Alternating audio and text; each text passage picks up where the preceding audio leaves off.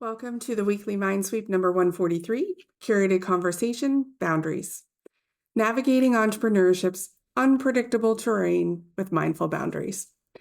I've recently become fascinated by history, specifically my family's genealogy. With the help of a dear friend and mentor, local genealogy researcher Helen Lemoyne has uncovered a remarkable piece of my lineage.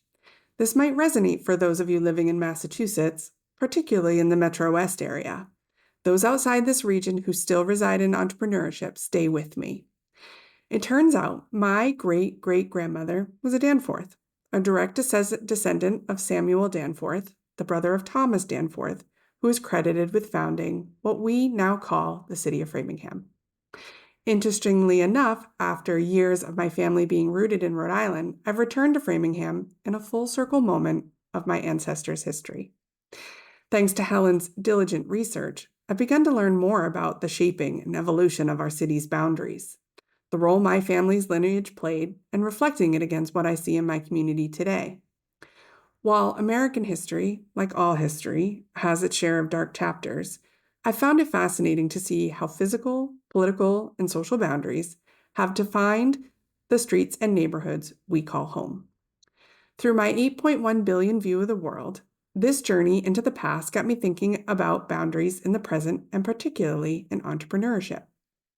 Just as our ancestors navigated uncharted lands and forged boundaries that shaped their world, we, as entrepreneurs, constantly navigate the expansive and often unpredictable landscapes of business, the internet, and the wild west of social media. In doing so, we're also defining our personal and professional boundaries. Like the land our ancestors staked out, these boundaries guide us, offer safeguards, and sometimes limit us. The stories we tell ourselves, how we think others perceive or act, are a lot like those old maps that tried to make sense of unknown territories. They're helpful, but they're not always accurate. As entrepreneurs, we are similarly forging paths, often in the dark, trying to find harmony between too many restrictions and too much freedom. We're all doing the best we can with the information we have. But when have we gone too far? I've witnessed a spectrum of boundaries in entrepreneurship. It's a wide range from, oh, hi, nice to meet you. We fly by the seat of our pants here. Every day is a new day. Oh, look, a squirrel.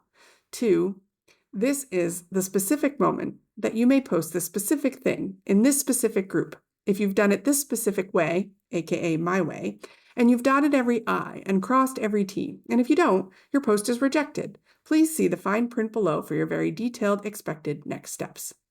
Whoa. So then I get curious, and our community gathers to start unpacking it. Where is the healthy middle ground when it comes to personal and professional boundaries in entrepreneurship? When should we push past our comfort zones to grow? And when do we need support to recognize if we're leaning too far in either direction, risking our potential? Welcome to October's topic in the Chickbook Creative community, where we'll unpack these questions, gain perspective, and dig deeper into how our minds shape the way we run our businesses. It might be a bumpy ride. As always, I recommend you buckle up for safety. My question for you this week: how do you define your personal and professional boundaries in life and business? And how do you decide when it may be time to tighten up or loosen on a specific boundary?